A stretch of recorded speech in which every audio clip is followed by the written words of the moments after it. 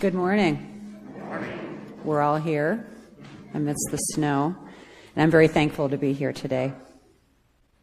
It's said that the final test of a leader is that he leaves behind him in other men the conviction and the will to carry on. The relationship between Elisha and Elijah has always intrigued me. People refer to those who they look up to, follow, or are mentored by as their Elijah. Until this passage, Elisha is referred to as Elijah's servant, not a friend. In fact, Elisha doesn't appear together with Elijah in the Bible often, while Elijah appears alone in passages in its various Old Testament books.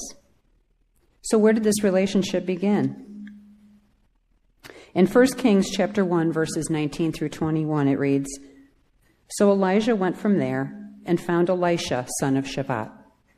He was plowing with 12 yoke of oxen, and he himself was driving the 12th pair. Elijah went up to him and threw his cloak around him. Elisha then left his oxen and ran after Elijah. 'Let me kiss my father and mother goodbye,' he said, 'and then I will come with you.' 'Go back,' Elijah replied. 'What have I done to you?' So Elisha left him and went back. He took his yoke of oxen and slaughtered them. He burned the plowing equipment to cook the meat and gave it to the people, and they ate. Then he set out to follow Elijah and became his servant." There was no turning back. Elisha didn't just follow, he destroyed everything of his old life to go with Elijah. So the relationship that began as one of servitude or assistance comes to fruition at this time, at this place, as Elijah prepares to enter heaven. Do we see the progression of their care for one another through the books of the Bible?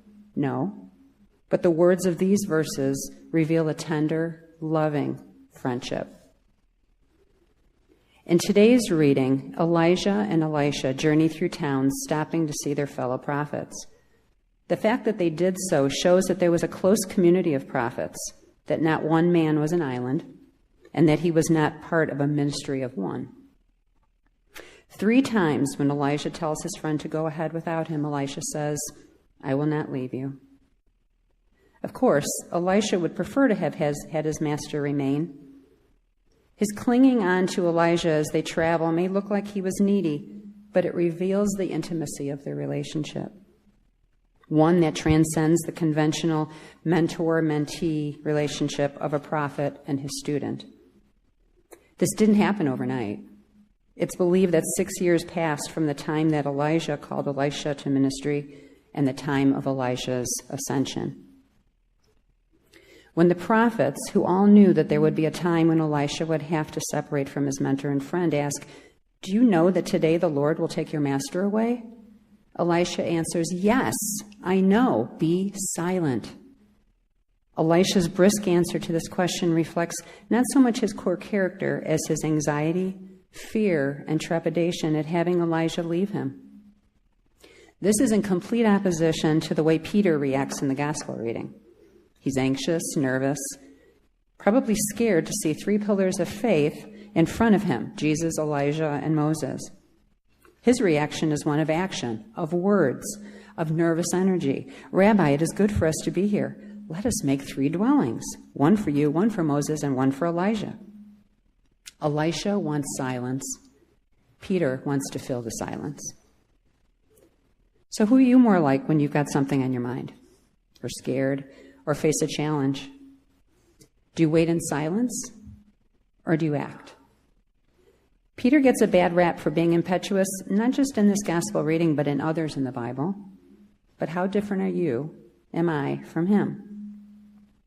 How many of us, at the prospect of losing someone we love, try to make the situation right and do what we can to either ease the suffering or attend to the many things that we think need to be done? When Elisha asks Elijah for a double share of his spirit, Elisha might have simply been using the inheritance language of his culture, which states that a rightful heir receives a double portion of the inheritance. It's possible, though, that Elisha hoped to receive even more of the faith and wisdom that Elijah had already shared with him, so that he, Elisha, would be more able to carry on Elijah's ministry. Could he have been panicked? You can't leave me yet, I'm not ready. Elijah is patient with Elisha's pleas, but in the end, it's time for his departure. Elijah ascended in a whirlwind into heaven. Elisha kept watching and crying out, "Father, Father, the chariots of Israel and its horsemen." But when he could no longer see him, he grasped his own clothes and tore them in 2 pieces. Elisha experienced devastating grief. He tore his clothes in 2 pieces. To feel overwhelming grief could have led Elisha to despair, but although he grieves, he knows he must continue in his ministry.